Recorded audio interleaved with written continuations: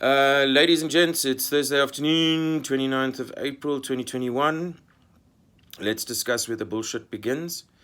Just going through another document, and it says here the primary residence of the minor children shall be with the mother. No, not acceptable.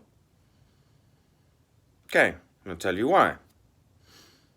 Are you, as the father, engaged in criminal activity? Are you slicing up and dicing up people for body parts and involved in international crime syndicate? Are you a drug addict? Are you... No. The residency will be shared jointly between both parents and the children. Period. In the story, not open to discussion, not open to negotiation. Okay, so the father, this is the next one, will have unlimited telephonic contact with the children at reasonable times. Oh, really? Explain to me what reasonable means, please. When I wake up at 4 o'clock in the morning and I start working out and reading my books and stuff like that, that's a reasonable time for me to phone my kids. I've started my day already. Really. And phoning the kids at 5 o'clock in the afternoon or 6 o'clock in the afternoon after they finish their schoolwork to touch base with them is a completely unreasonable time for mommy. Okay. So when it comes to the word reasonable, I hate the word reasonable contact and reasonable telephonic access. If you guys do not write it down and cast it in stone, you are asking for a hiding to nowhere. It must be stipulated. Telephonic contact will be taken, will be between this and this time, and both parents will be compelled to go above and beyond the call of duty to make sure that the telephone is charged, that the access to the telephone is unrestricted, that a safe, happy, calm, neutral environment will be provided to the children to have their rightful telephonic conversation with the mother or the father. Okay, if you do not detail it, this is where the shit starts. This is where the shit starts. Okay. So, if you guys do not detail it, this is where the nonsense starts. The parents will agree on the times and duration of contact visits between the mother and between the father and the children. Really, that's going to work so well. And you guys that are going through all of this nonsense, you guys that have got these orders of courts or these divorce decrees that are not even worth used toilet paper, know exactly and precisely what I'm talking about. It's the newbies that we've got to go and try and protect.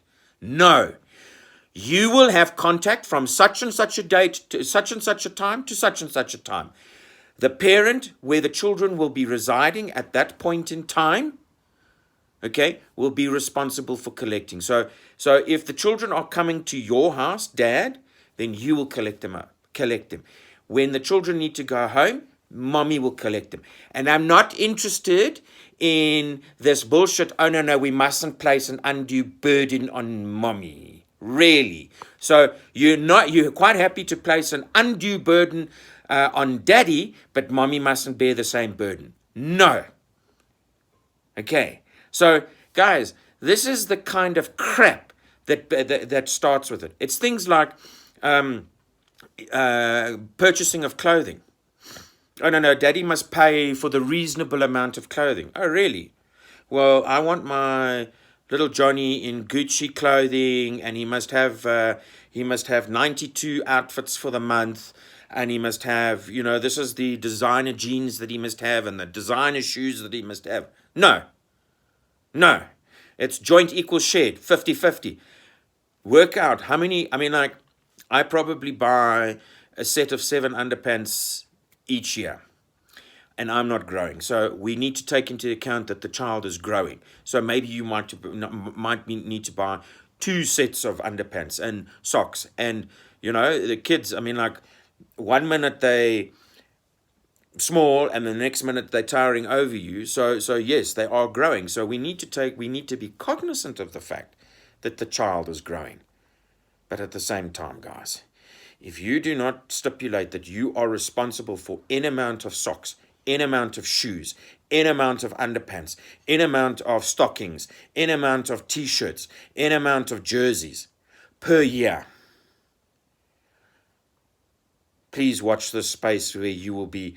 If you, in your personal capacity, have extra money to go out and buy them a nice t-shirt or a nice jersey or a nice jacket, that's off your own bat and has nothing to do with it.